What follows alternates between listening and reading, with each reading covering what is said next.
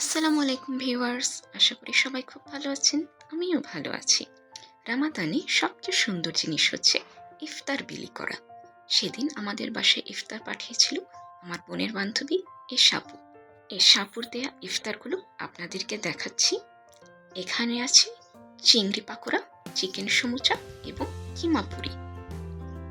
এখানে রয়েছে গরুর শামি কাবাব। এখানে রয়েছে সবজির পাকোড়া এবং সেই কিমা পুরি, এবং এখানে রয়েছে সুজি এবং শ্যামাই দিয়ে তৈরি করা একটি মিষ্টি ডেজার্ট। তার সঙ্গে ফ্রোজেন ভেজিটেবল রোল এবং ফ্রোজেন টিকিয়া। সাবু দুই ধরনের টকও দিয়েছিল, একটি হচ্ছে তেঁতুলের টক এবং আরেকটি হচ্ছে দইয়ের টক, এবং সবকিছুই ছিল ঘরে তার নিজের হাতে বানানো তৈরি। এবং পাশের বাসার আন্টি দিয়েছিল কিছু ফল এবং চিকেন বিরিয়ানি। চিকেন বিরিয়ানিটি খুবই টেস্টি ছিল, আর এই সাপুর রান্নার হাতের তো কোনো তুলনাই হয় না।